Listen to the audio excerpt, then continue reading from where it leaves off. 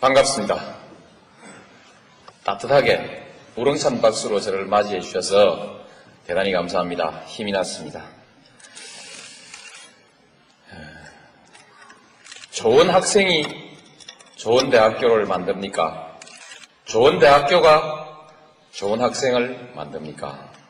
항상 저는 이 질문을 해보았습니다. 그런데 어떻든 충남대학교는 좋은 대학교이고 충남대학교 학생은 훌륭한 학생들이라고 저는 그렇게 전해 들었습니다. 맞습니까?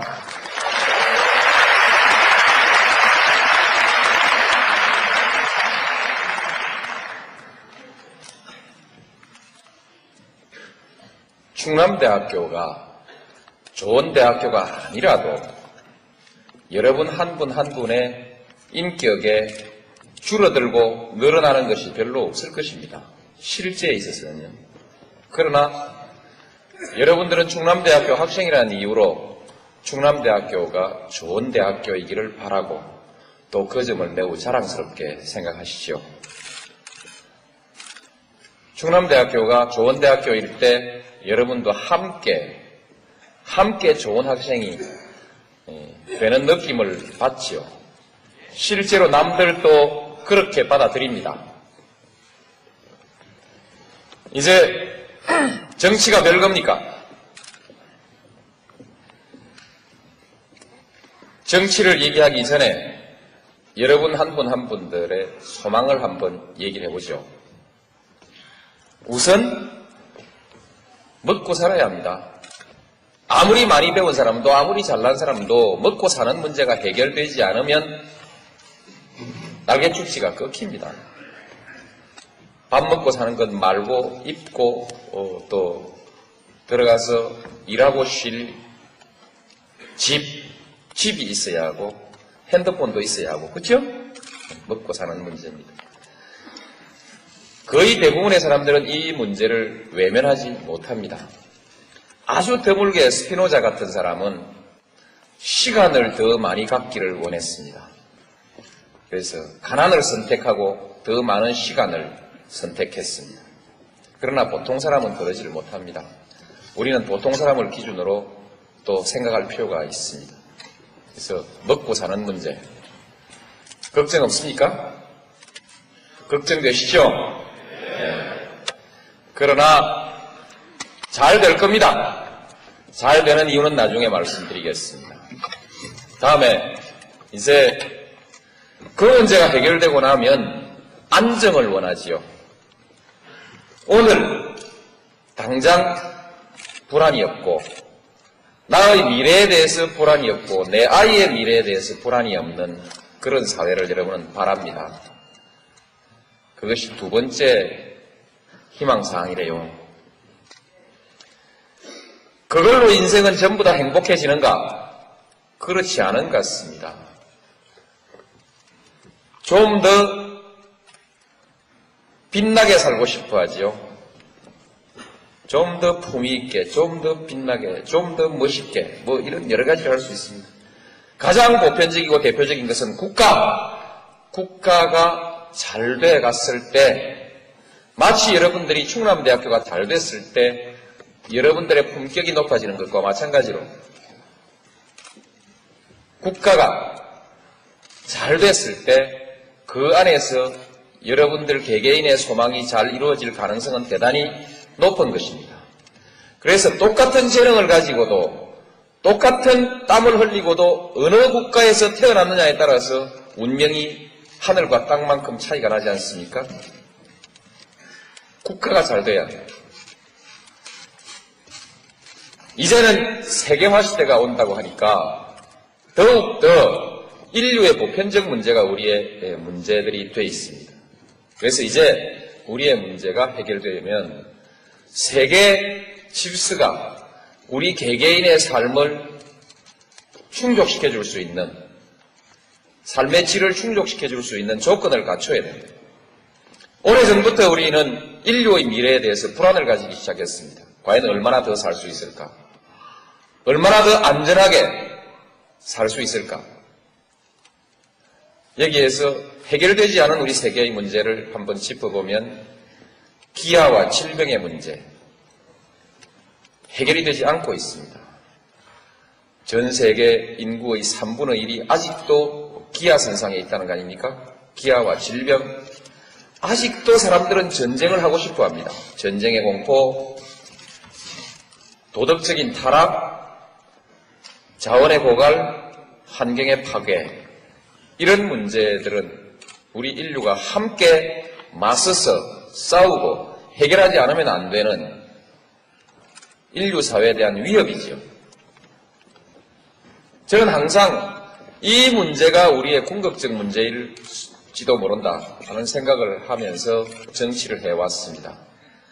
제가 이 주제를 가지고 강연을 한 것은 이미 10년을 넘었습니다. 10년 이상 이 주제를 가지고 항상 강연을 해왔습니다. 이 중에 상당한 부분들이 국가 간의 이해관계의 다툼으로 해서 해결되지 않는 그런 일들입니다. 전쟁의 문제, 국가 간의 갈등입니다.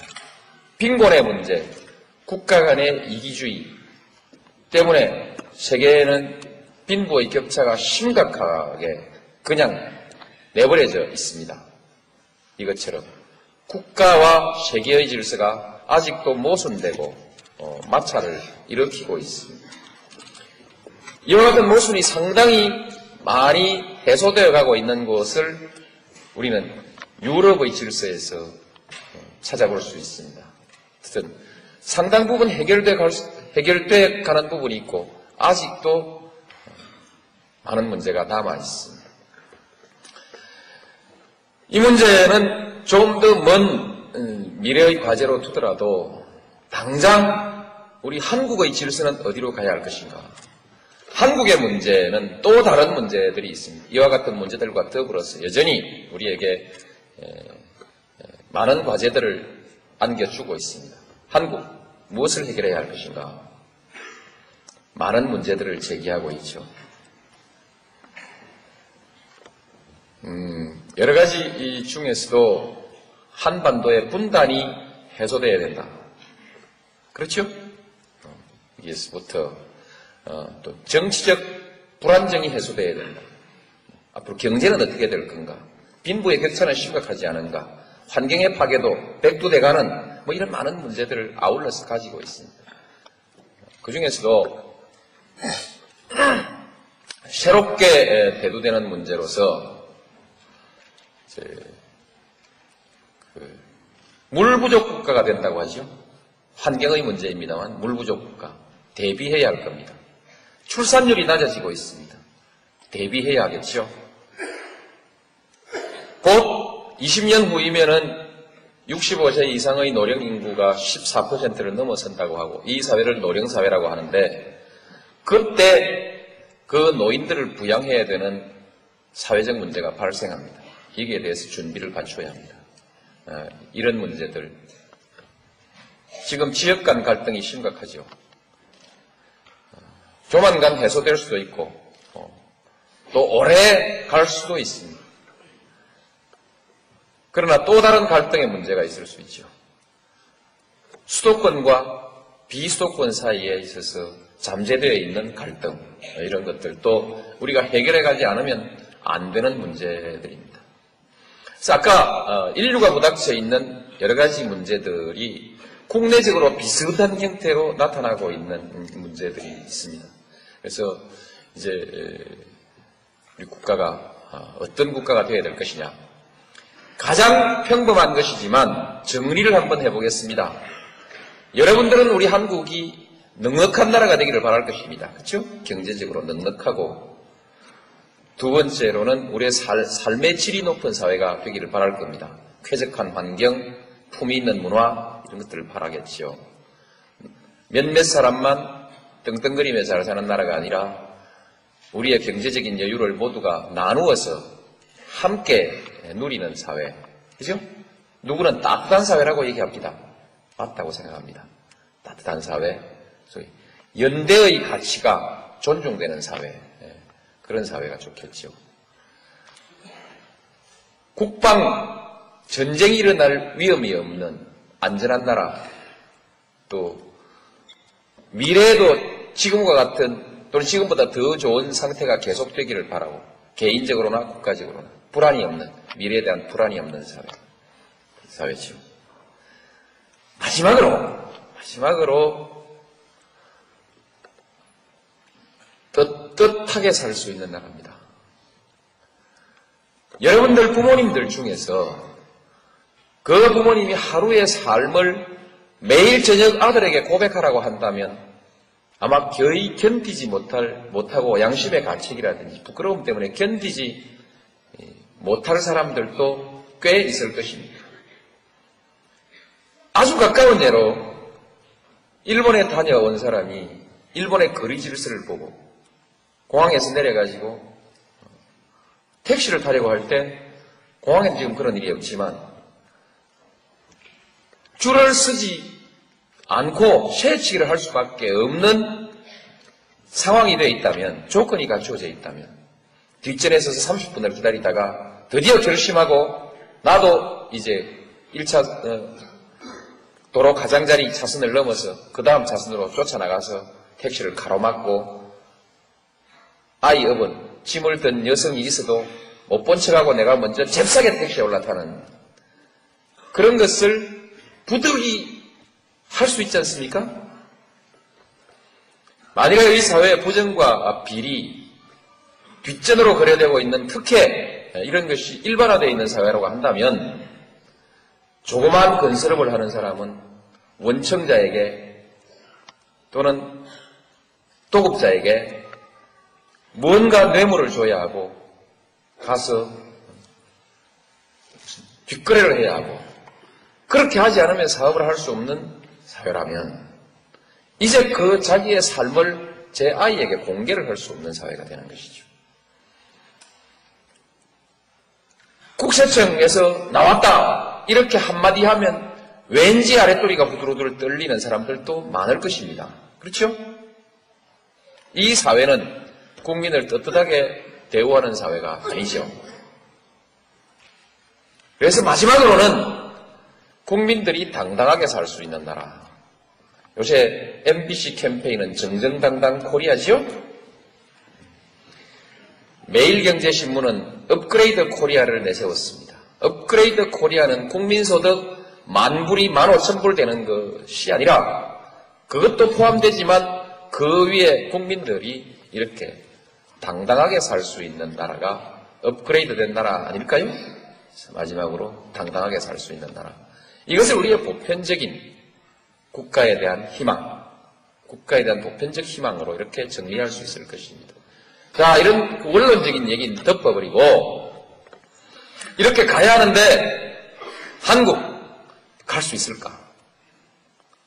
갈 수 있다면 어떻게 해야 할 것인가? 이런 얘기들을 한번 해봤으면 좋겠습니다. 갈 수 있을까에 대해서 갈 수 있습니다. 아시다시피 지난 40년 동안 우리는 경제를 100배 키웠습니다. 여러 가지 시비가 있지만 어떻든 이것은 세계에서 많은 세계인들이 눈을 둥그렇게 뜨고 놀라는 위대한 업적입니다. 정말 위대하신 어른들입니다. 세계 최고의 업적을 남기신 어른들. 지금 그 어른들을 우리가 충분히 대접하고 있지 못하죠. 객담을 한마디 있겠습니다. 짐승도 제 새끼는 사랑할 줄 압니다. 사람과 짐승이 다른 것은 사람은 제 부모를 제대로 모실 줄 압니다.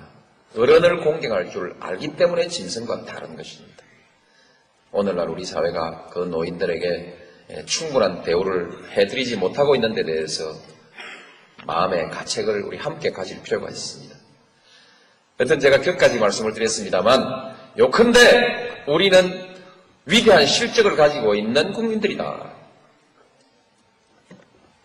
이게 다 정치인들이 정치를 잘한 덕분 아닙니까?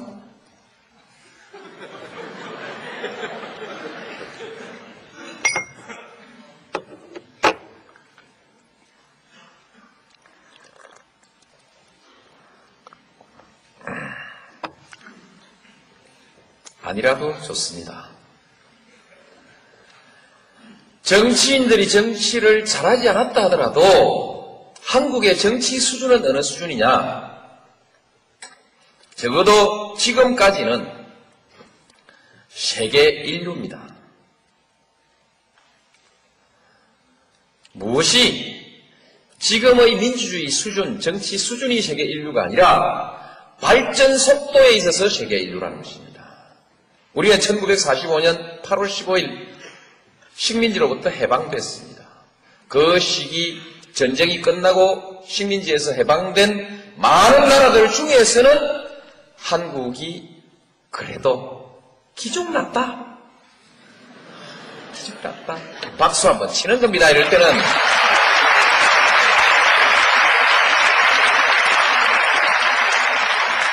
이건 사실입니다. 아무도 부인할 수가 없습니다. 사실입니다. 정치인들이 잘했거나 아니면 국민들이 잘했겠죠. 우리는 4.19를 해냈습니다. 또 79년 부마항쟁도 해냈고 80년 광주항쟁, 87년 6월항쟁, 세계 역사상에 현대사에서 한국만큼 이렇게 자주 들고 일어나서 그야말로 영어로 people power를 제대로 행사한 나라가 그리 많지 않죠. 그죠? 대단한 나라입니다. 대단한 국민들이죠. 이제 듣고 보니까 정치인들이 잘한 게 아니고 국민들이 잘한 것 같습니까? 어쨌든 쉬십시오. 한 번 더요. 네,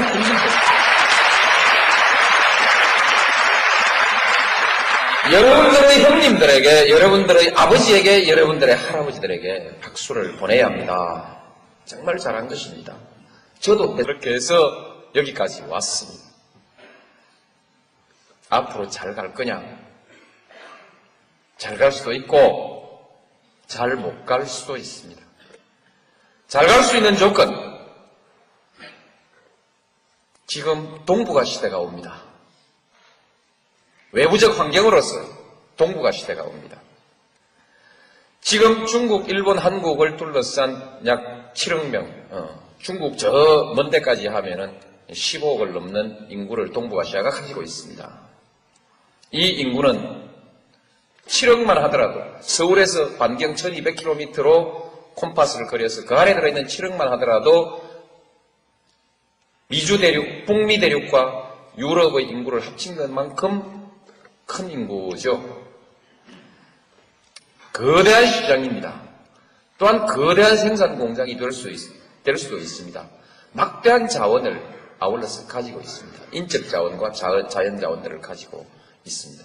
여기는 아직 개발되지 않았습니다. 이곳이 세계에서 마지막 남은 가장 역동적인, 가장 투자자들이 군침 흘리고 있는 투자 지역입니다. 제대로 하면 이곳은 경제가 불꽃처럼 일어날 곳입니다. 단 조건이 있습니다. 평화가 정착되어야 됩니다. 평화 구조가 정착되고 그 안정 위에서 번영이 일어날 수 있는 것입니다. 유럽처럼 상호 간의 교류가 활발해지고 협력하고 또는 여러 가지의 경제 거래 규범들이 통합되어야 됩니다. 표준이 통합되어야 됩니다. 이렇게 통합이 이루어질 때라야 여기에 번영이 오는 것이죠. 제일 첫 번째 조건으로서 평화와 안정, 이것을 선택할 수 있는 키를 가진 사람들이 누구냐? 남한과 북한입니다. 그렇죠? 남북한입니다. 남북한이 마음먹고 딱 악수하고, 그래서 그 악수를 보고 세계인들이 저거 맞다, 이젠 평화가 왔다라고 생각할 때부터 한반도의 활력이 먼저 생기기 시작할 것입니다.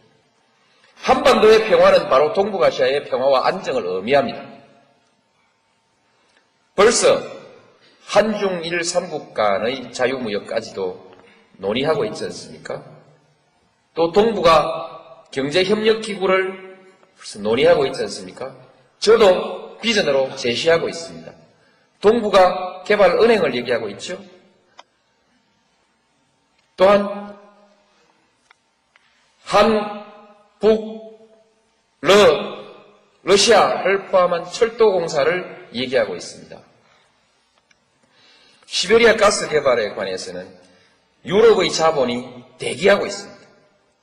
파이프라인이 연결되면 아마 부산까지 내려와서 또는 포항점 와서 일본으로 바로 건너가는 가스 라인이 만들어질 수도 있습니다.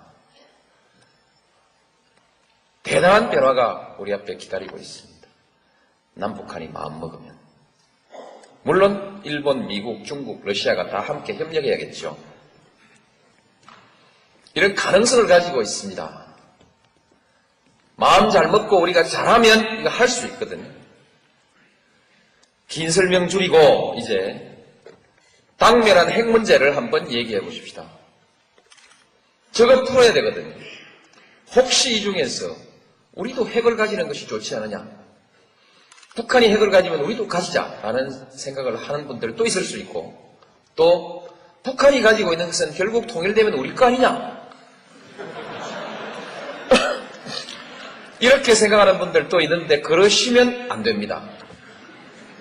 세계에서 플루토늄 재처리 기술에 관해서 플루토늄 재처리 기술에 관한 한 일본이 이미 세계 최고의 수준을 가지고 있습니다. 양적으로 질적으로. 우리가 만들면 일본은 우리 10배, 50배 만들 수 있습니다. 기분 나쁘지만 그건 사실입니다. 중국은 이미 핵을 가지고 있죠. 못하게 말려야 됩니다. 그렇게 풀어가는 것이 아닙니다.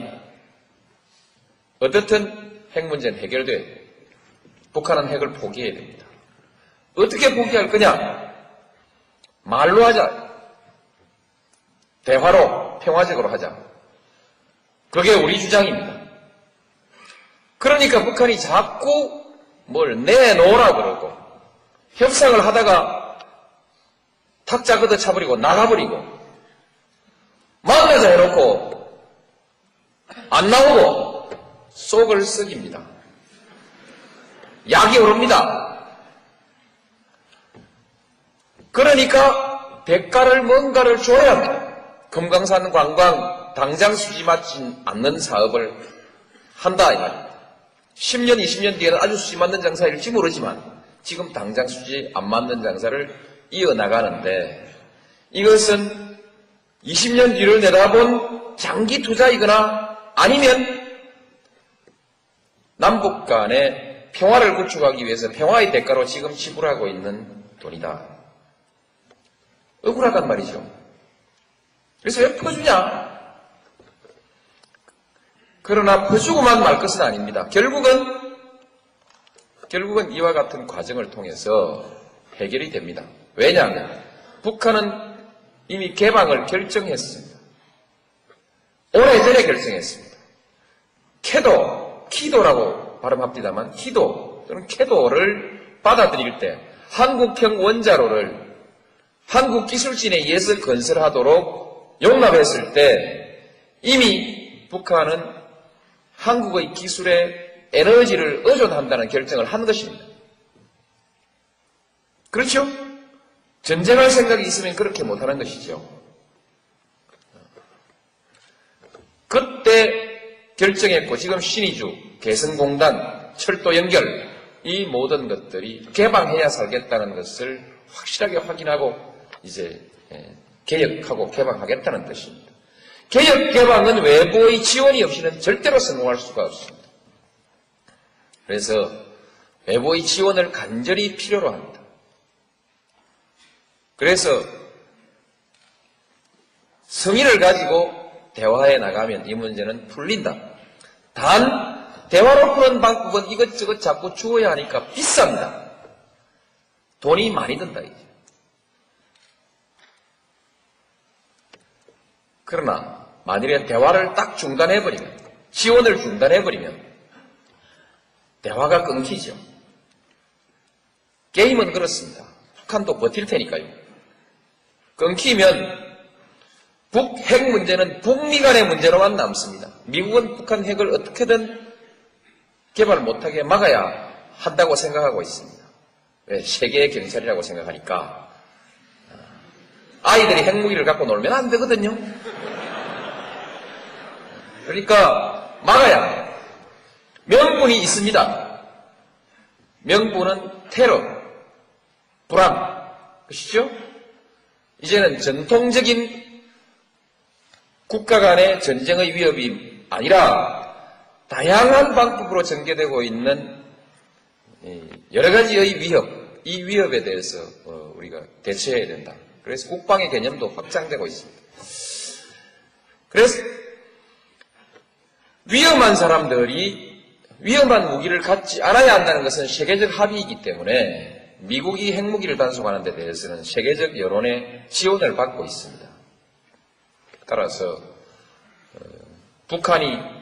미국이 북한에게 대해서 끊임없이 간섭하는 것이 적어도 간섭하는 동안에는 무력 행사를 하기 전까지는 지지를 받습니다. 이 사이에서 대화를 하게 되면 그게 대화가 잘 안 통하는가 봐요. 전에도 보니까. 대화가 잘 통하지 않기 때문에 중국도 좀 끼고 일본도 좀 끼고 특히 한국이 적극적으로 나서서 그러시면 안 됩니다. 이렇게 한번 해봅시다. 이렇게 중재하고 제어해 나가야 됩니다. 남북 간의 대화의 통로가 있을 때 이것은 잘 작동할 수 있고 남북 간의 대화의 통로가 막혀버리면 북미 간에 싸우다가 해볼까? 하고 미국이 딱 무슨 공격 결정을 하게 됐을 때 우리는 이건 설명을 할 필요가 없습니다. 93, 4년도에 소위 핵위기라는 것이 있었는데 남북 간의 대화의 창구는 막혀 있었고 북미 간에는 서로 어르렁거리다가 미국이 전쟁을 결정하고 전쟁 준비를 착착 수행해 가다가 카트가 북한 가서 다 아주 위험한 순간에 문제를 해결했었는데 그때 미국이 썼던 전쟁의 시나리오는 우리 한국의 신문에 보도된 바에 의하면 미국인 10만 명 희생, 한국인 100만 명의 희생, 어떤 기록에는 수백만 명으로 되어 있습니다. 돈 오브도프라는 학자가 있나 봐요. 그분이 공개한 자료에도 나오고 국내 신문에도 많이 보도되고 있습니다. 전비 1000억 불, 경제적 손실 1조 달러, 이런 예상을 감수하고 전쟁을 할 각오를 다져나가고 있었다. 우리 보고 다 죽으라는 얘기 아닙니까? 그렇죠? 너희들은 죽으라. 이런 얘기나 마찬가지죠.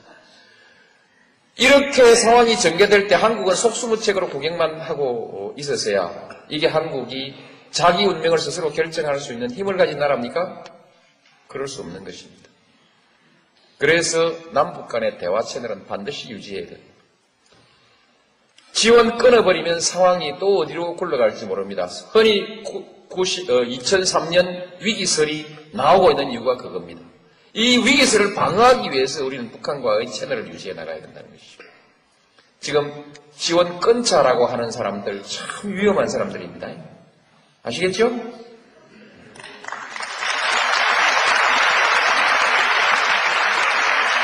쉽게 말해서 전쟁 불사론자들이죠. 예? 전쟁 불사론자들. 전쟁을 하면 자기들은 절대 안 다칠 겁니다. 재빨리 해외로도 갈 수 있고. 전쟁을 하면 제일 먼저 맨 앞에 나가야 되는 사람들이 여러분들입니다.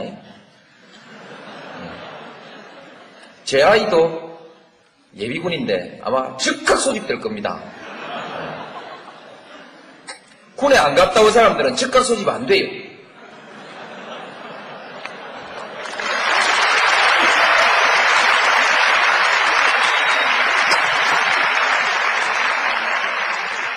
강경책도 하나의 수단입니다. 외교수단으로 아주 유효합니다. 그러나 그 강경책이 성공하면 값싸게 해결되는 것이지만 실패하면 말하자면 다 들어먹는다.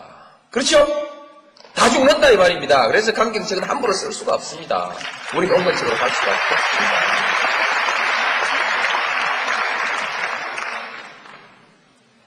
그렇게 해서 이제 우리의 남북 문제를 잘 풀어나가면 미래가 보장되는데 이것은 우리 역사의 대전환을 의미합니다.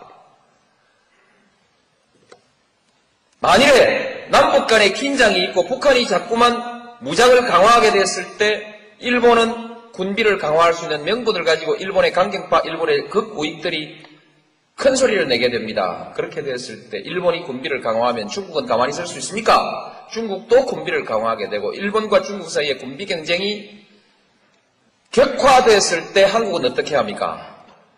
우리도 해야죠. 그런데 아무리 해봐도 돈으로 따져보나 인구로 따져보나 이게 대책이 않습니다.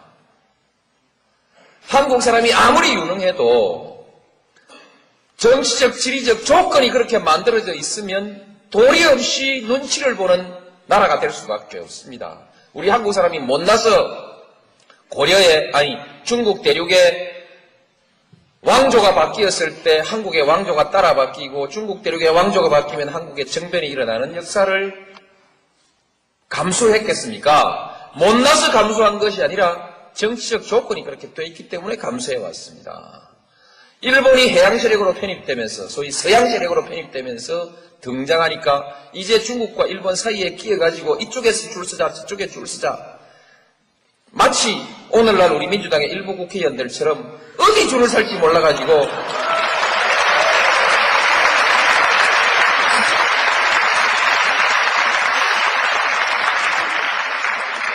공론 통일이 안 되게 돼 있습니다. 안 되게 돼 있거든요. 헷갈리다가 그냥 무너져 버리는 것입니다. 이것이 우리 한국의 역사였고 이것은 변방의 역사였습니다. 누가 뭐라고 해도 중국과 일본의 군비 경쟁이 일어나고 여기에 긴장과 대결적 상황이 조성되면 우리는 또 그와 같은 상황을 감수하지 않을 수 없다. EU 같은 질서로 동북아 질서를 재편해내자. 그렇게 재편해냈을 때 중국도 좋고 일본도 좋고 한국도 다 좋습니다. 여기엔 수평적 관계, 평등의 관계가 있고 작은 나라라 할지라도 얼마든지 주도적 역할을 해낼 수가 있습니다. 일본은 전과가 있어서 동아시아의 공동 번영을 얘기하면 사람들이 수상하게 듣습니다. 중국은 너무 커요. 겁납니다. 그냥 있어도 겁나는데 한국이 동아시아의 통합을 주도해 나가야 합니다. 그랬을 때 의심 없이 서로가 받아들일 수 있는 질서를 만들어 나갈 수 있지 않겠습니까? 이제 동아시아의 질서를 주도해 나가는 새로운 시대, 수백 년 큰 나라의 눈치를 보면서 살아왔던 변방의 역사를 극복하고 이제 당당히 주도하는 역사, 자주의 역사로 갈 수 있는 절호의 계기를 우리는 지금 맞이하고 있습니다. 새로운 동북아 시대가 지금 오고 있고 그 시대에 우리는 이제 동북아시아의 주역으로 부상하는 것입니다. 멋지지 않습니까?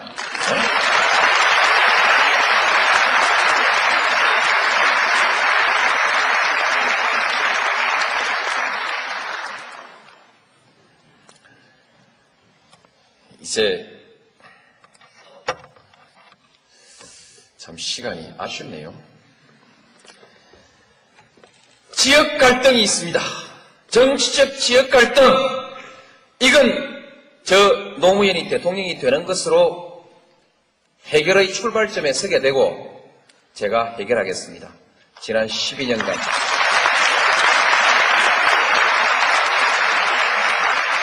오로지 여기에 매달려 왔습니다. 모든 정치적 가치 중에서 최우선의 과제로 저는 이것을 설정하고 여기에 매달려 왔고 내 자신의 금배지를 내던지면서까지도 지역 갈등 극복을 위해서 노력해 왔습니다. 거기에 대해서 저를 적극적으로 지지하는 분들이 국민통합, 노무현 짱, 짜자짜짜짜 하고 이렇게 해서 제가 민주당의 대통령 후보가 된 거 아닙니까?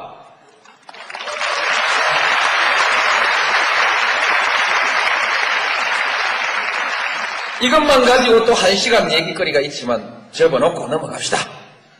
지역 갈등 해결되고 나면 해결 다 되냐? 노사 갈등도 있죠.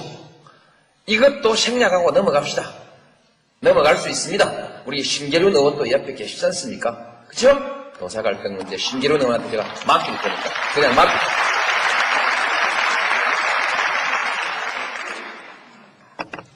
그러면 뭐가 문제냐? 우리 사회에 국민 통합이 이루어지지 않으면, 그건 말고라도 국민 통합이 이루어지지 않으면 우리 사회의 효율성이 발휘될 수가 없습니다. 계속해서 배를 타고 가는데 계속해서 이 길로 가면 안 되는데 왜 이 길로 들어서느냐고 계속 시비 붙는 사람이 있고, 아니야 이 길이 맞아, 계속 이것 가지고 싸워댄다면 그 배는 제대로 갈 수가 없습니다. 국민 통합이 뭐냐? 정서적으로 당신하고 내하고 이렇게 차이가 나는 것이 좀 부당하고 억울하지만 그래도 프로세스에 있어서 정당성 때문에 내가 시비를 걸 수가 없고, 좀 기분은 나쁘지만 당신하고 내하고 그래도 한 동네에서 같이 사는 것이 그렇게 죽을 맛은 아니다. 죽는 것보다는 낫다. 이런 수준의 정서적 공감대가 있고, 주먹다짐하지 않고 죽이고 또 무슨 공격하지 않고 타협으로 하나의 결론을, 공동의 결론을 만들어낼 수 있는 사회적 상태를 우리가 국민 통합이 이루어지고 있는 상태라고 말할 수 있습니다. 타협으로 공동의 목표에 관해서 공동의 합의를 이루어낼 수 있는 사회, 그것이 통합된 사회. 통합된 사회로 가야 됩니다. 이 통합된 사회로 가야 하는데, 이 통합을 위해서 우리에게 아주 중요한 것은 균형된 사회라 해야 됩니다. 균형된 사회. 차이가 너무 많이 나면 여기에서 적대감이 생기고 지배관계가 생깁니다. 그렇죠? 지배관계라는 것은 상대방의 존재와 의견을 존중하지 않는 관계입니다. 한쪽은 일방적으로 명령하고 한쪽은 일방적으로 복종할 수밖에 없는 관계는 행복한 관계가 아닙니다. 지배관계. 배가 아픈 관계. 나도 열심히 했는데 왜 항상 제 친구한테 내가 명령만 받아야 되는가? 이 배 아픈 관계, 그죠? 불평등, 불균형. 여러 측면에 있어요. 불균형이라는 것이 국민 통합을 방해합니다. 갈등을 만들어냅니다. 그래서 균형된 사회. 똑같은 균형이 있을 수 있습니까? 수용할 수 있는 불균형은 뭔가? 그것은 과정에 있어야 정당성입니다. 정당한 절차, 그렇죠? 프로세스. 선거를 해서 저 친구가 반장에 뽑혔기 때문에 이제 그날 이후는 반장이 나한테 와서 줄 서라 해도 가서 줄을 서고, 나한테 뭐라고 이런저런 학급의 질서 유지를 위해서 필요한 요구들을 했을 때 그것을 수용하는 거 아닙니까? 선거 없었으면 그거 수용 못하는 거죠? 절차. 이런 절차를 포함해서 공정한 사회, 절차의 정당성을 포함해서 모든 것이 정당한 근거를 가지고 있는 사회를 공정한 사회라고 얘기하죠. 과정과 결과에 있어서. 하여튼 그냥 공정하다 이렇게 얘기하죠. 공정한 사회. 균형 사회를 이루는 내면적인 요소가 공정한 사회입니다. 공정한 사회. 이런 것들을 우리가 이루어 나가야 되는 것이죠. 자, 이제 갈등 얘기를 하려고 여기까지 왔습니다. 앞으로 우리 한국 사회의 심각한 갈등은 뭐가 될까? 수도권과 지방의 갈등이 될 것입니다. 여러분 지방대학 다니시죠? 열받죠? 억울하죠? 그렇습니다. 자세하게 설명할 것 없이. 요즘은 옛날에는 고등학교밖에 안 나온 노무현이 같은 친구도 절에 가서 머리 수건동에 메고 촛불 켜놓고 책 열심히 읽으면 고등고시도 합격하던 시절이 있었습니다. 요새는 안 된대요, 그렇게. 신림동 가서 학원 다녀야 된대요. 돈이 엄청 든대요. 학교, 뭐 이런 등등에 있어서 여러 가지 소위 기회를 공쉐하는 많은 요소들이 존재합니다. 그 중에서 수도권과 지방의 얘기, 그 한 가지만 오늘 들어서 좀 얘기를 드리고 제 얘기를 마감을 했으면 좋겠습니다. 아까 제가 동북아 질서를 새롭게 재편하는 한국의 기여를 얘기했는데 저는 앞으로 한국이 해결돼야 될 문제를 세 가지로 생각합니다. 동북아 시대, 동북아 전략, 지방화 전략, 세 번째로는 원칙의 시대, 소위 가치 존중의 시대를 만들어 나가야 한국의 문제가 풀린다 이렇게 생각합니다. 그래서 두 번째 것이 지방화입니다. 지방화. 왜 해야 되냐 하는 얘기는 생략하겠습니다. 어떻게 할 거냐? 분권해야지요. 분권. 지금 각 대학의 많은 뜻있는 교수님들이 분권 운동을 하고 있습니다. 권한을 넘겨줘야 됩니다. 입법권의 상당 부분을 넘겨주어서 예를 들면 세율을 적용할 때 탄력세율을 적용해서 법인세를 지방자치단체가 결정해서 법인세의 세율을 조정할 수 있는 시스템까지를 만들어줘야 됩니다. 조직을 하는 데 있어서 지방자치단체가 거의 전적인 자율권을 가져야 됩니다. 조직권, 인사권 이런 문제죠. 자치조직권, 자치입법권 물론 가져야 이런 것을 통해서 지방의 독자적인 전략을 쓸 수 있도록 해줘야 된다. 이것을 분권과 자치권의 확대라고 얘기합니다. 돈이 제일 중요하죠. 지금 몇몇 세목들을 지방자치단체가 주어놨는데 부동산에 관련된 세금이 자치체 수입에 대종을 이루니까 가장 중요한 세목이 되니까 마구 땅을 개발합니다. 개발해가지고 세금 걷으려고 하는데 그러니까 무리가 생기죠.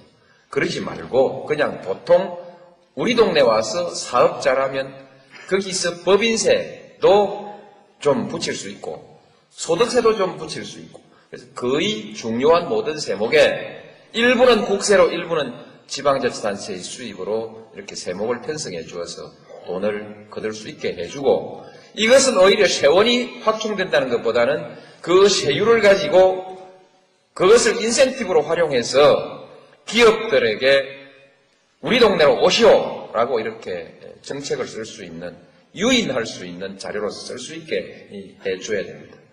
지금 중앙정부에서 지방으로 이전하고 있는 재원 중에서 중앙정부 예산의 절반이 지방으로 이양하고 있는 재원인데 요거는 무슨 문화원 짓는 데 써라, 요거는 무슨 보육원 짓는 데 써라, 이거는 무슨 병원 짓는 데 써라 이렇게 하나하나 지정을 해주니까 그거 따오는 맛에 돈 많은 지방자치체는 별로 필요하지도 않은 것을 마구 만들고 돈 없는 지방자치체는 자기 낼 돈이 없어가지고 그걸 따오지 못하고 이렇게 해서 불합리한 일들이 많이 생깁니다. 그래서 무대기로 돈을 그냥 넘겨줘라.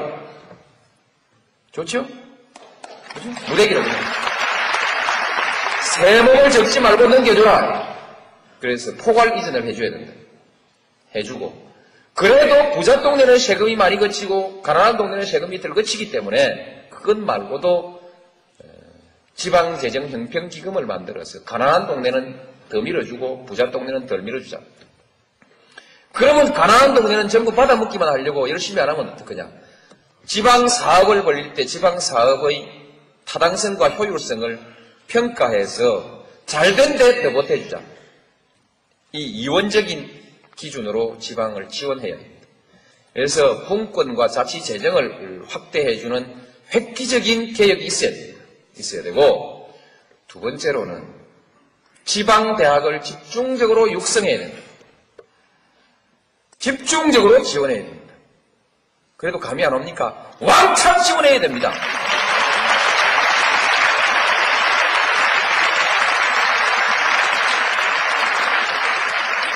왜냐?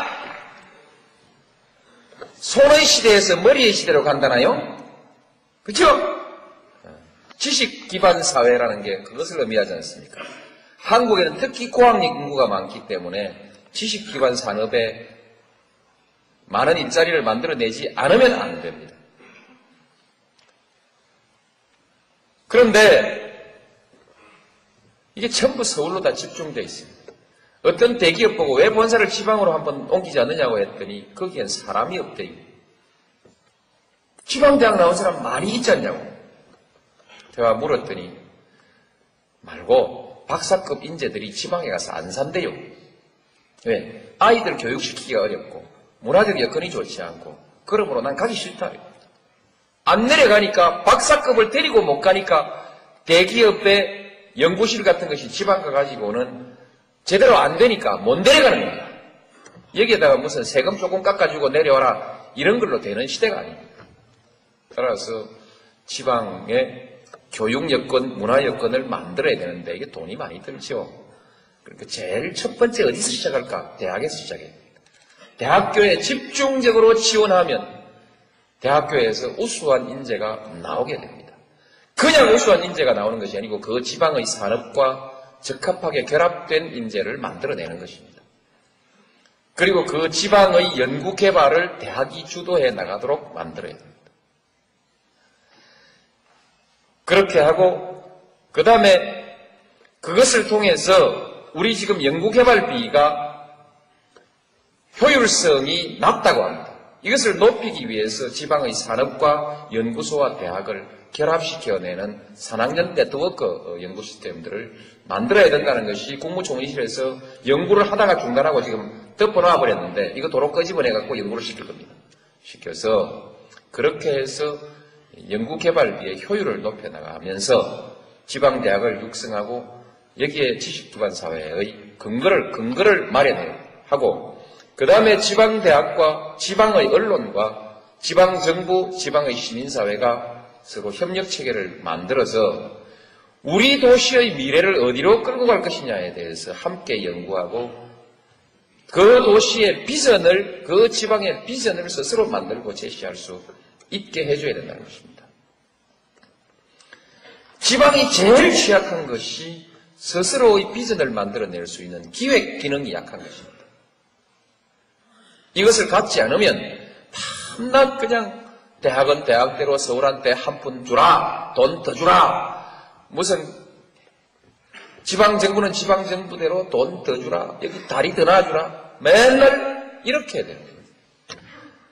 무대기로 왕창 잘라라고 얘기할 수 있는 독자적인 종합적 지역발전 계획의 프로젝트를 못 가지고 있으면 밤낮 그렇게 얻어먹다 볼일 다 본다 이 말이죠. 스스로 무대기 돈을 받아서 효율성 있게 지방을 발전시킬 수 있는 기획, 이것이 아주 중요합니다. 누가 아무나 할 수 있습니까? 대학에서 해야지. 그렇죠? 대학에서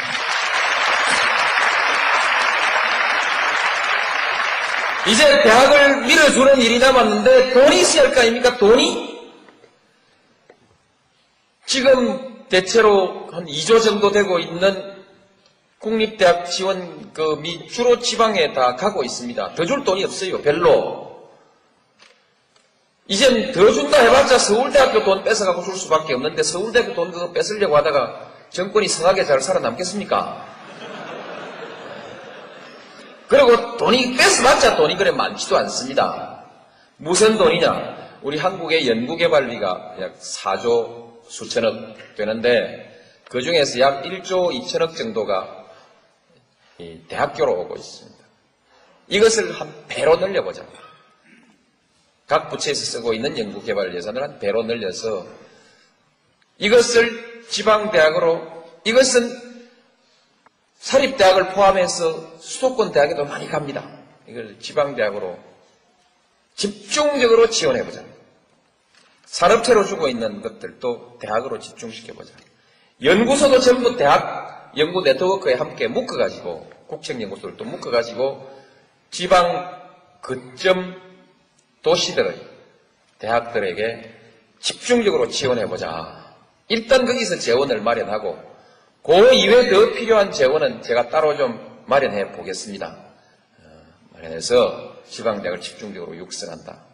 그러면 충청도에서는 충남대학이 첫 번째로 돈 왕창 안 받겠다.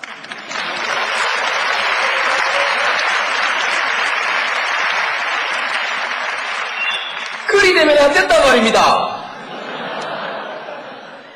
이리 되면 또한 여기서도 불평등이나 불연등이 생기고요. 또 충청도 충남대학이 충청도 서울대학이 되어버리면 이게 또 원성의 표적이 되지 않습니까? 학교별로 여러 가지들의 특성 있는 학과들을 선택하고 또 우수한 교수님들이 상호 연계해서 네트워크를 형성해서 컨소시엄을 하든지 이런 방식으로 해서 각기 특성 있는 것으로 해서 어느 하나의 특정 분야에 관한 하는 다른 대학의 연구 역량까지를 다 모아서 키우고 서로 교환하는 거죠. 키우고 거기에 관한 하는 서울대학교 안 부럽다가 아니라 서울대학교는 이제 매일 와라, 다음에 와라 할 만큼 이렇게 지방대학을 제가 육성하겠습니다. 육성해서 그렇게 해서 지방대학을 육성한다. 그것이 그냥 대학의 육성이 아니라 그 도시의 발전을 담보하는 것으로 그렇게 저는 계획하고 있습니다. 그러니까 괜히 지방화를 말씀드리는 것이 아니고 이런 계획을 가지고 있고요. 조금 전에 제가 말씀드렸듯이 그러자면 지방의 언론의 역할이 아주 큽니다. 그래서 지방 언론, 지방신문, 지방방송들의 독자성과 개성들을 살려나가야 됩니다. 그래서 중앙신문에 지방신문이 잡아먹히는 것을 막아야 됩니다. 지금 중앙거대신문들이 지방에다가 처음에는 인쇄하는 곳만, 인쇄공장만 만들더니 이제는 지방판 만드는 지사 비슷한 것을 만들고 독립법인을 만들 계획을 가지고 있는데 이렇게 되면은 서울신문이 대전신문들 다 죽여버려요. 대구신문 다 죽여버리고 부산신문 다 죽여버리고 독점돼버리면 한 사회 문화가 획일화돼 버리지 않습니까? 획일화돼 버리면 큰일 납니다. 획일화된 사회는 화석처럼 굳어버립니다. 상상력에 빈곤이 생기고 창의력이 쪼그라들죠. 그래서 안 됩니다. 그래서 지방 언론 살려야 됩니다. 지방신문 스스로도 잘해야 되겠지만 살려줘야 돼요. 방송도 지방방송이 살도록 해줘야 됩니다. 그래서 지금 서울 지상파 방송의 재전송 문제에 대해서 지금 방송사가 싸우고 있는데 이것은 단순히 방송사끼리의 밥그릇 싸움이 아니라 지방 문화의 다양성을 살릴 거냐 살리지 않을 거냐라고 하는 우리 시대의 정책과 맞물려 있는 문제이기 때문에 이건 대단히 중요하게 다뤄야 됩니다. 이제 이쯤 되면 대전의 신문과 대전의 방송은 노무현 편을 좀 들겠죠?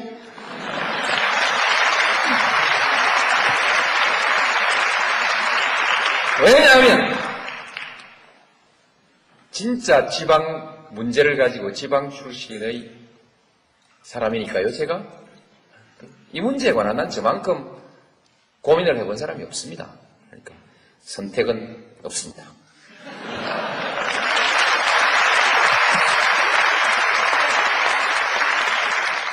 그래서 고민 끝에 제가 오래전부터 분산을 위해서 행정수도 지방 이전을 얘기했었는데 이제는 지방의 시각을 가지고 지방을 살려내기 위해서는 행정수도를 지방으로 옮겨놓고 지방의 눈으로 국가행정을 한번 해봐라.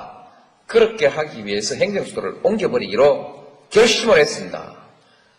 자세한 내용 설명 안 드려도 많이 들으셨죠?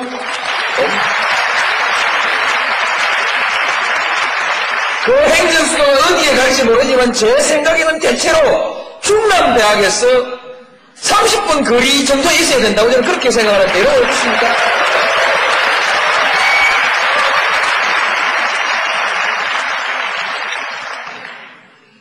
이제 이것만 해도 여러분들 뭐 배가 부르실 텐데 제가 뭐 자꾸 더 드릴 건 없지 않습니까? 그렇죠?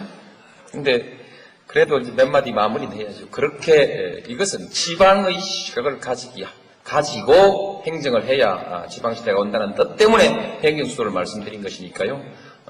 또 질문이 있으면 혹시 또 추가하더라도 단순 충청표를 의식하고 이런 것이 아닙니다. 제가 정말 저 정치 그렇게 안 했습니다. 정치 그렇게 안 했고요.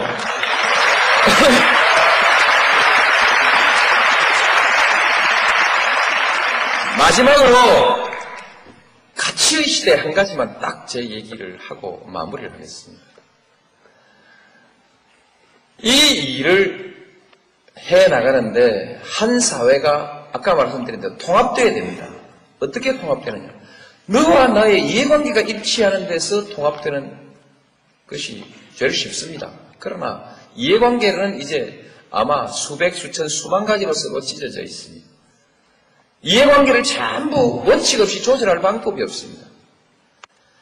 한 시대에서 오늘의 이해관계, 내일의 이해관계, 이것도 또 다릅니다. 사람들은 수천 년 이렇게 살아오면서 지혜를 가지고 원칙이라는 것을 만들었습니다. 그렇죠? 원칙, 규범. 그것은 다양한 이해관계를 하나로 포괄해서 가장 공통의 이해관계를 하나의 기준으로 만들어 놓고 그것이 우리의 원칙이다. 이렇게 하는 거 아닙니까? 원칙. 그 원칙 중에서 가장 중요한 것이 정의가 이겨야 한다는 것입니다. 어떻습니까? 그래서 정의가 이겨야 한다. 정의가 이기자면 그 시대를 살고 있는 사람들의 마음속에 가치를 존중하고 가치를 지향하는, 옳은 것을 지향하는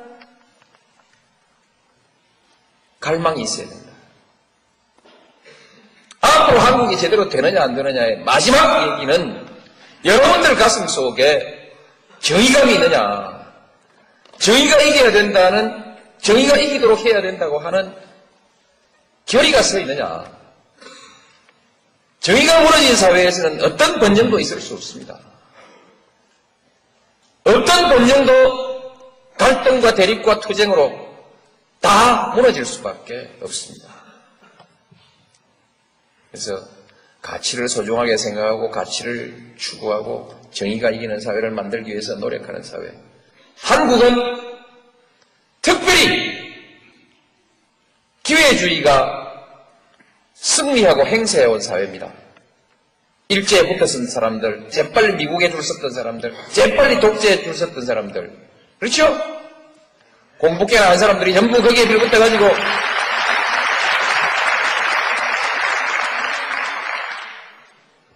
이 나라의 지도층이라는 사람들 한번 해보십시오. 국무총리를 시키려고 사람을 찾아보니까 과거가 깨끗한 사람이 없어. 쉬어.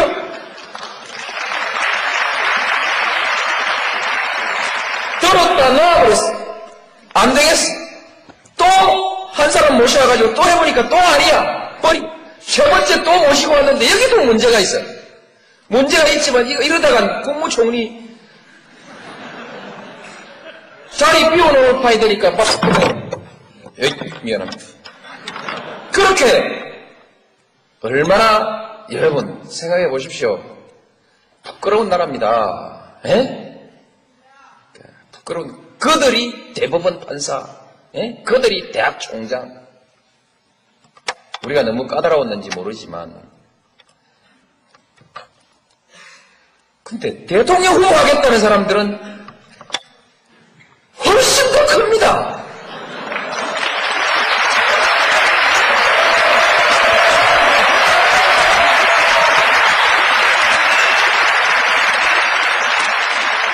국무총리 하겠다, 아니, 대통령 후보, 국무총리 하겠다는 사람들의 흉은 적어도 그냥 흉입니다. 수사받고 처벌받을 일들은 아닙니다. 대통령 하겠다는 사람들의 흉은 그냥 흉이 아니고 범죄입니다. 좋습니까? 제대로 정당을 하면 제대로 수사받고 제대로 처벌받아야 되는 거죠. 검찰이라는 사람들이 허지부지 덮어버려요. 예? 덮어버려. 대통령은 힘 다 빠졌는가 봐. 대책이 없어. 뭘 또? 고발을 또 해서 수사를 하라고 했더니 또 그것도 취하해버렸어. 답답합니다. 속 탑니다. 이것이 아무 문제가 아닌 것처럼 생각하게 만든 사람들이 누굽니까?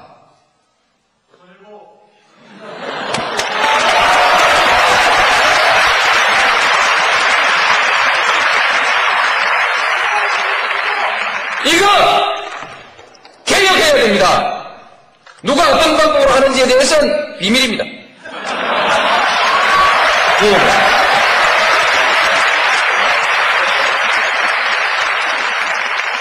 검찰 제일 첫 번째 개혁 대상입니다. 국민의 정부가 실패하는데 결정적으로 기여했습니다. 국정은 줄줄 흘리고 다녀요. 줄줄 흘려. 네? 국가기관이 이게 말이 아닙니다. 지도자가 당당할 때에 이 기강을 잡을 수 있습니다. 떳떳한 대통령, 당당한 대한민국 한번 만듭시다. 감사합니다.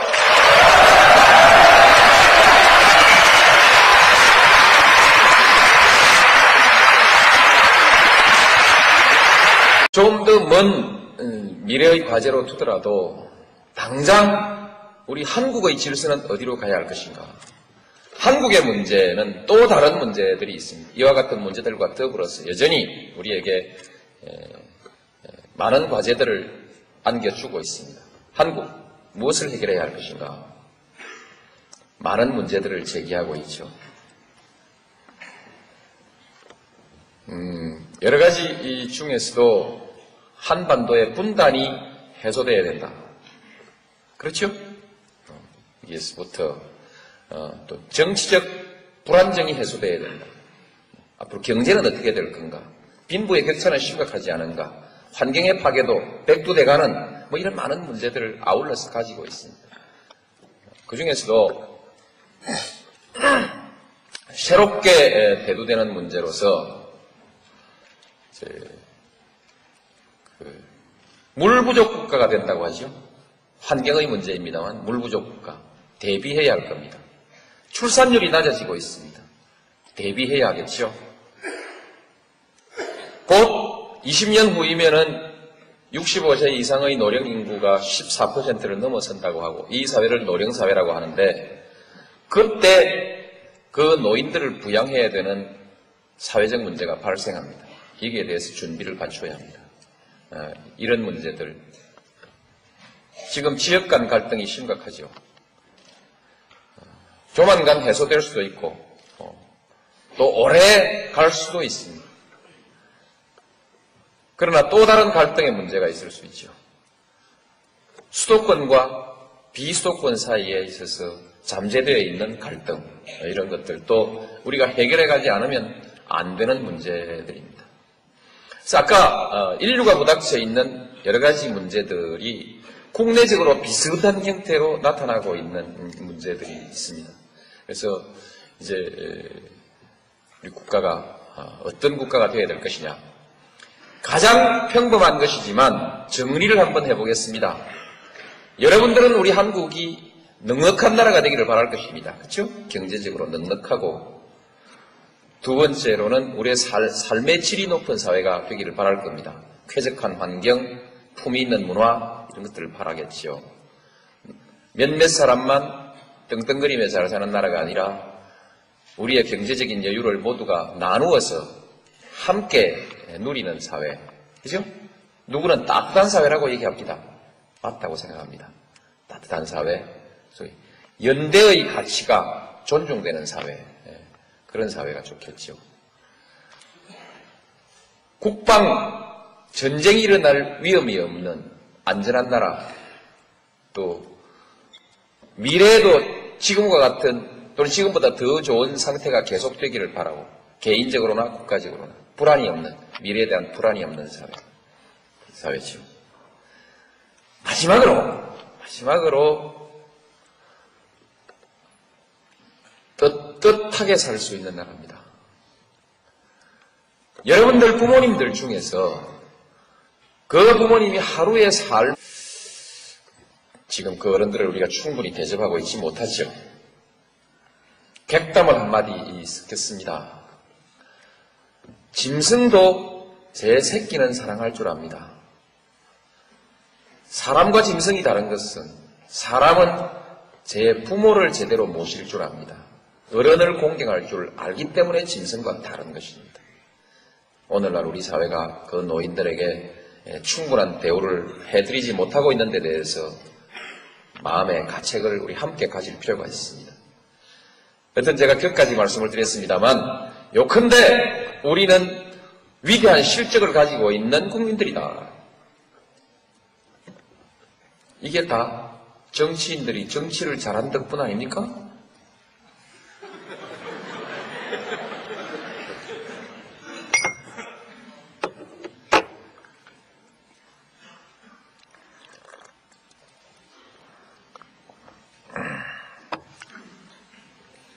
아니라도 좋습니다. 정치인들이 정치를 잘하지 않았다 하더라도 한국의 정치 수준은 어느 수준이냐? 적어도 지금까지는 세계 인류입니다. 무엇이 지금의 민주주의 수준, 정치 수준이 세계 인류가 아니라 발전 속도에 있어서 세계 인류라는 것입니다. 우리는 1945년 8월 15일 식민지로부터 해방됐습니다. 그 시기 전쟁이 끝나고 식민지에서 해방된 많은 나라들 중에서는 한국이 그래도 기죽났다. 기죽났다. 박수 한번 치는 겁니다. 이럴 때는.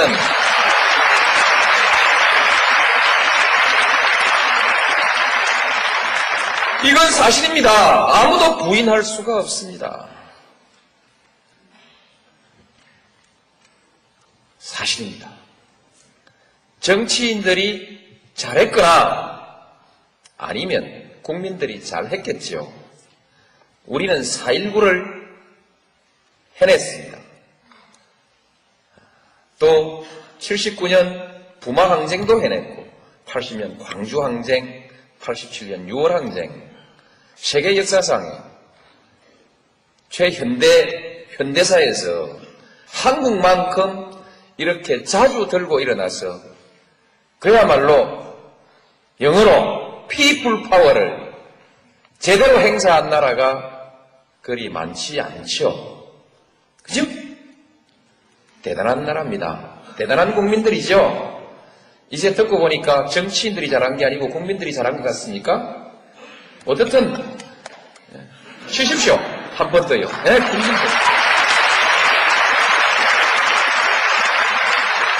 여러분들의 형님들에게, 여러분들의 아버지에게, 여러분들의 할아버지들에게 박수를 보내야 합니다. 정말 잘한 것입니다. 저도 그렇게 해서 여기까지 왔습니다. 앞으로 잘 갈 거냐? 잘 갈 수도 있고 잘 못 갈 수를 매일 저녁 아들에게 고백하라고 한다면 아마 거의 견디지 못하고 양심의 가책이라든지 부끄러움 때문에 견디지 못할 사람들도 꽤 있을 것입니다.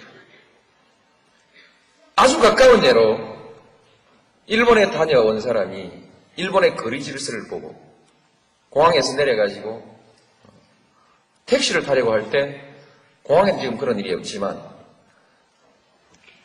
줄을 서지 않고 쇠치기를 할 수밖에 없는 상황이 되어 있다면, 조건이 갖추어져 있다면 뒷전에 서서 30분을 기다리다가 드디어 결심하고 나도 이제 1차 도로 가장자리 차선을 넘어서 그 다음 차선으로 쫓아나가서 택시를 가로막고 아이 업은 짐을 든 여성이 있어도 못 본 척하고 내가 먼저 잽싸게 택시에 올라타는 그런 것을 부득이 할 수 있지 않습니까? 만약에 이 사회의 부정과 비리, 뒷전으로 거래되고 있는 특혜, 이런 것이 일반화되어 있는 사회라고 한다면 조그만 건설업을 하는 사람은 원청자에게 또는 도급자에게 뭔가 뇌물을 줘야 하고 가서 뒷거래를 해야 하고 그렇게 하지 않으면 사업을 할 수 없는 사회라면 이제 그 자기의 삶을 제 아이에게 공개를 할 수 없는 사회가 되는 것이죠. 국세청에서 나왔다 이렇게 한마디 하면 왠지 아랫도리가 후두루두루 떨리는 사람들도 많을 것입니다. 그렇죠? 이 사회는 국민을 떳떳하게 대우하는 사회가 아니죠. 그래서 마지막으로는 국민들이 당당하게 살 수 있는 나라. 요새 MBC 캠페인은 정정당당 코리아죠? 매일경제신문은 업그레이드 코리아를 내세웠습니다. 업그레이드 코리아는 국민소득 10,000불이 15,000불 되는 것이 아니라 그것도 포함되지만 그 위에 국민들이 이렇게 당당하게 살 수 있는 나라가 업그레이드 된 나라 아닐까요? 마지막으로 당당하게 살 수 있는 나라. 이것을 우리의 보편적인 국가에 대한 희망, 국가에 대한 보편적 희망으로 이렇게 정리할 수 있을 것입니다. 자, 이런 원론적인 얘기는 덮어버리고 이렇게 가야 하는데 한국 갈 수 있을까? 갈 수 있다면 어떻게 해야 할 것인가? 이런 얘기들을 한번 해봤으면 좋겠습니다. 갈 수 있을까? 에 대해서 갈 수 있습니다. 아시듯이 지난 40년 동안 우리는 경제를 100배 키웠습니다. 여러 가지 시비가 있지만 어떻든 이것은 세계에서 많은 세계인들이 눈을 둥그렇게 뜨고 놀라는 위대한 업적입니다. 정말 위대하신 어른들입니다. 세계 최고의 업적을 남기신 어른들. 그렇지 않은 것 같습니다. 좀 더 빛나게 살고 싶어 하지요. 좀 더 품위 있게, 좀 더 빛나게, 좀 더 멋있게, 뭐 이런 여러 가지를 할 수 있습니다. 가장 보편적이고 대표적인 것은 국가가 잘 돼 갔을 때, 마치 여러분들이 충남대학교가 잘 됐을 때 여러분들의 품격이 높아지는 것과 마찬가지로 국가가 잘 됐을 때 그 안에서 여러분들 개개인의 소망이 잘 이루어질 가능성은 대단히 높은 것입니다. 그래서 똑같은 재능을 가지고도 똑같은 땀을 흘리고도 어느 국가에서 태어났느냐에 따라서 운명이 하늘과 땅만큼 차이가 나지 않습니까? 국가가 잘 돼야 돼요.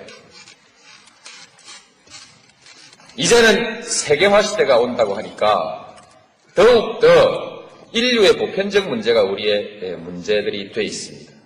그래서 이제 우리의 문제가 해결되면 세계 질서가 우리 개개인의 삶을 충족시켜 줄 수 있는, 삶의 질을 충족시켜 줄 수 있는 조건을 갖춰야 됩니다.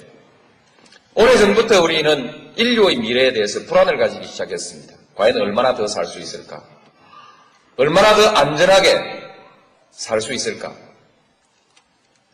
여기에서 해결되지 않은 우리 세계의 문제를 한번 짚어보면 기아와 질병의 문제, 해결이 되지 않고 있습니다.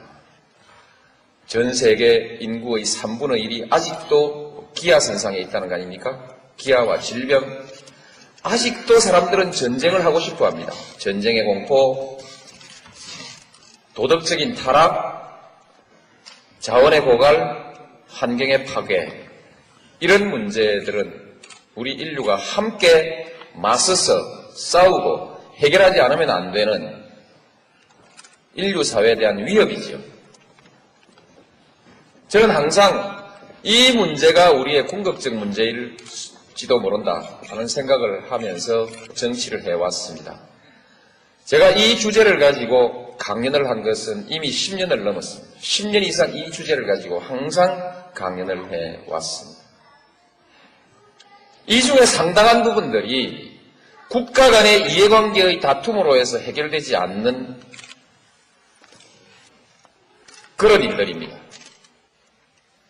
전쟁의 문제, 국가 간의 갈등입니다. 빈곤의 문제, 국가 간의 이기주의 때문에 세계에는 빈부의 격차가 심각하게 그냥 내버려져 있습니다. 이것처럼 국가와 세계의 질서가 아직도 모순되고 마찰을 일으키고 있습니다. 이와 같은 모순이 상당히 많이 해소되어 가고 있는 것을 우리는 유럽의 질서에서 찾아볼 수 있습니다. 어쨌든 상당 부분 해결돼 가는 부분이 있고 아직도 많은 문제가 남아 있습니다. 이 문제는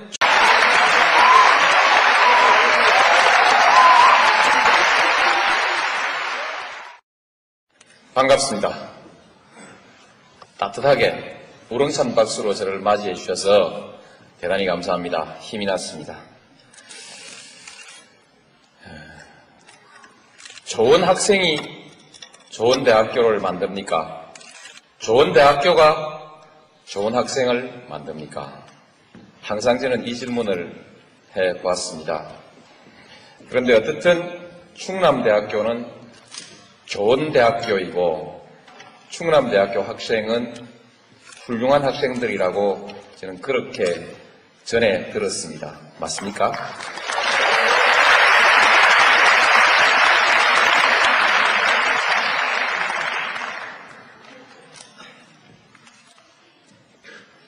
충남대학교가 좋은 대학교가 아니라도 여러분 한 분 한 분의 인격에 줄어들고 늘어나는 것이 별로 없을 것입니다. 실제에 있어서는요. 그러나 여러분들은 충남대학교 학생이라는 이유로 충남대학교가 좋은 대학교이기를 바라고 또 그 점을 매우 자랑스럽게 생각하시죠. 충남대학교가 좋은 대학교일 때 여러분도 함께 좋은 학생이 되는 느낌을 받지요. 실제로 남들도 그렇게 받아들입니다. 이제 정치가 별겁니까?